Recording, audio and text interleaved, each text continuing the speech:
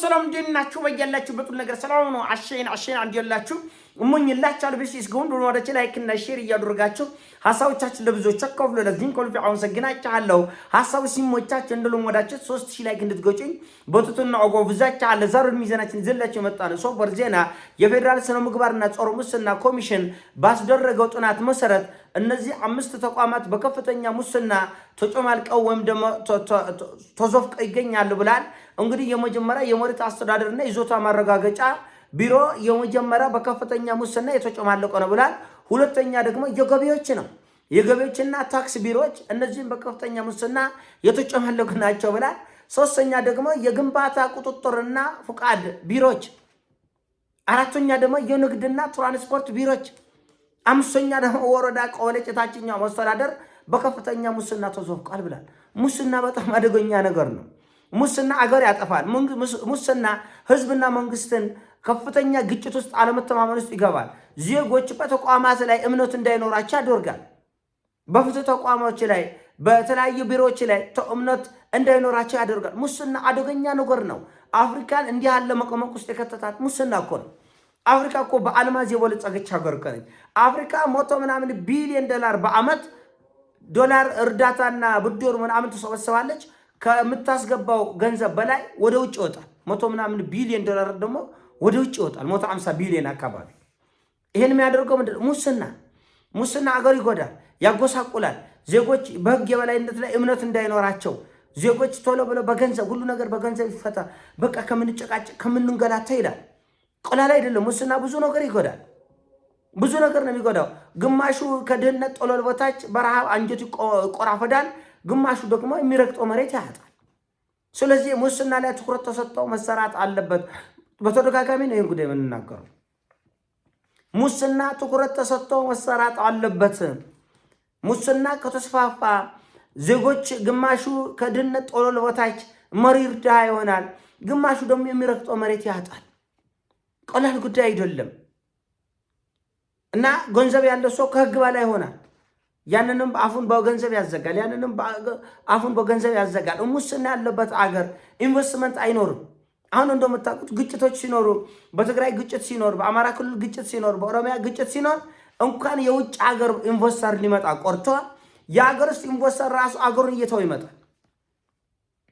ኢንቨስት ሲያደርግበት ሲሰራበት የነበረው የተወለደበት ያደገበት ቀየውን ትቶ ይሸሻል ወደ ሰላም ወዳለበት ቦታ።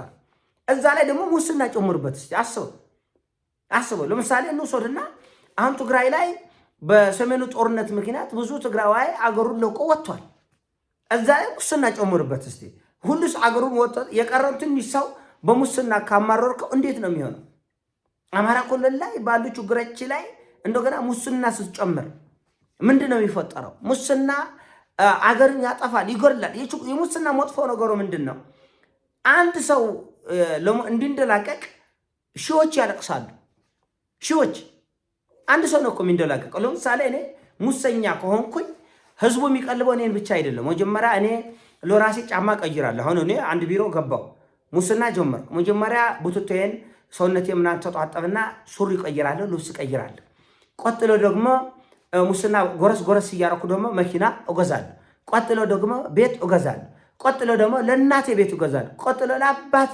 እንግዲህ አገር እየተጎሳቆለች አንድ ግለሰብ መቀለብ ማለት ነው። ሙስና ማለት ይሄ አገሩ እየተጎሳቆለ አጠር ባለ ምሳሌ ለምሳሌ እኔ ሙሰኛ ነኝ እንበል አንድ ቢሮ ውስጥ። ስለዚህ ከአንድ ሰው 10,000 ብር ሙስና ተቀበልኩ። መኪና መግዛት ፈልጌያለሁ። ስንት ሰው ማልቀስ አለበት? 400 ኢትዮጵያውያን ያለቅሳሉ እኔ አንዲት መኪና እንድገዛ። 400 ኢትዮጵያውያን እንባቸውን ለእግዚአብሔር ይሰጣሉ፣ መንግስትን ያማርራሉ፣ ያለቅሳሉ፣ ይበሳጫሉ። ለኔ ያችን የሻይ ይሰጡኛል 10,000 ብር። ከዛስ አንድ መኪና ዝም ብሎ ስዊፍት ወይም ደግሞ ዲዛይር የሚባል ሱዙኪ መኪና ቆለል ያለ መኪና ለመግዛት 4 ሚሊዮን ያስፈልገኛል። 400 ኢትዮጵያውያን አስለቅሼ አንድ መኪና እገዛለሁ። ከዛ ደግሞ ቤት ያስፈልገኛል። ስንት ኢትዮጵያውያን ነው ማስለቅሰው? በሺህ የሚቆጠር ኢትዮጵያውያን አስለቅሼ 10,000 ብር ብቆበል የ40 ሚሊዮን ብር ቤት ለመግዛት ምናልባት 1000 ኢትዮጵያውያን አስለቅሳለሁ ማለት ነው። 1000 ቁጥር ነው ያው ብዙም ስለማልበላ ሙስና እንደዚህ ነው፣ ለምሳሌ ነው። ስለዚህ ቀላል አይደለም። እንደገና ለራሴ አንድ የሙሰኞቹ የብልግናቸው ብልግና ፍላጎታቸው ለከት የለው እና ቻይና በሙስና ስትቸገር ምን አደረገች? ሜዳ ላይ መስቀል ጀመረች። ማንጠልጠል ዜጎቿን እንስጥ ሙስና በልታላ አፈር ትበላለህ ዱቼ ትበላለህ ብላ መስቀል ጀመረች። ጃፓን ውስጥ ኮሪያ ውስጥ ሙስና በጣም አደገኛ። ዛሬ አሜሪካ የገባችበት መቆመቅ ችግሩ አንደኛው ሙስና ነው። እንደምታውቁት እንግዲህ ከሞላ ጎደል የአሜሪካ ህዝብ ጥሩ ኑሮ የሚኖር ህዝብ ነው። ጥሩ ሰላም ያለው ይቁርታ ተመልካቾች፣ ጥሩ ሰላም ያለው ህዝብ ነው። ነገር ግን በፖለቲካው ዘርፍ ሎቢስት የሚባሉ አሉ። እነዚህ አመቻማቾች ማለት ነው። ለምሳሌ የእስራኤል ሎቢስቶች የአሜሪካን ኮንግረስ አባላት ወይም ደግሞ ሴናተሮችን በገንዘብ ይገዛቸውና ያሳምናቸዋል ማለት ነው። ስለዚህ የአሜሪካ መንግስት በሙሰኞች ወይም ደግሞ በደላሎች በማይገባ ውሳኔ ውስጥ ይገባና ወደ ውጊያ ይገባል። ውጊያው ተገቢ አይደለም። ነገር ግን የአሜሪካ ባለስልጣኖች ከእስራኤል ባለስልጣኖች ሙስና ይበሉና አይ ግድ ነው ኢራንን መውጋት አለብን አስፈላጊ ነው ይሉና አላስፈላጊ ውሳኔ አሜሪካ መንግስቱ ገብቶ ወደ ችግር ውስጥ እንዲገባ ይደረጋል ማለት ነው። ስለዚህ ትንሽ የሚሆን ትልቅ አገር በሙስና ላይ ቆራጥ እርምጃ ካልወሰደ እንደ አንዳንድ አሁን አዲስ አበባ አንዳንድ ቦታዎች ላይ ስትሄዱ እንደ ሰሚት ያለ እንደ ቦሌ ያለው እንደ ሳሬት ያለ እንደ አንዳንድ ቦታዎች ስትሄዱ ግማሹ ህዝብ እኮ እውነት ኢትዮጵያ ውስጥ ነው ወይ ነው የምትሉት? እውነት ኢትዮጵያ ውስጥ ነው ወይ ነው የምትሉት? 24 ሰዓት እንዴት ቁርጥ ይበላል? 24 ሰዓት እንዴት ውስኪ ይጠጣል? ቀንም ስትሄዱ መኪና ማቆሚያ ቦታ የለም ቁርጥ ቤቶች ላይ፣ ማታም ስትሄዱ ውስኪ ቤቶች ላይ፣ ጮፈራ ቤቶች ላይ። ግማሹ ገንዘቡን ከየት ነው የሚያመጣው? እኛ የዶክተሮች ገንዘብ እናውቀዋለን። የትልልቅ ሲኒየር የሆኑ ኢንጂነሮች ደሞዝ እናውቀዋለን። የፓርላማ አባላት የሚኒስተር ደሞዞች እናውቀዋለን። እነማን ናቸው እንደዚህ እያበዱ ያሉት አገሩ ላይ? ከየት ነው ገንዘቡ የሚመጣው? ገንዘቡ የሚመጣው ከየት ነው? እና የመሬት አስተዳደር በሙስና ከተጨማለቀ፣ የገቢዎችና የታክስ ቢሮዎች በሙስና ከተጨማለቁ፣ የንግድና ትራንስፖርት ቢሮዎች በዚህ ከተጨማለቁ ያስደነግጣል። ስለዚህ እዛ ቢሮዎች ውስጥ ስትሄድ የምትተማመነው ገንዘብህን ነው ወይ ደግሞ ኔትወርክህን ነው? ሰው አለህ እንዴ? እሱ እጁ ረጅም ነው። ሲጀመር ጉዳይ ገዳይ እንደዚህ ይህን ጉዳይ አሳዶ ከስር መሰረቱ ለመድረስ ጉዳይ ገዳይ ተብሎ በየቦታው የሚንቀሳቀሱ ግለሰቦችን መንግስት በህግ ቁጥጥር ስር ካላዋለ እንዴት ነው መፍትሄው?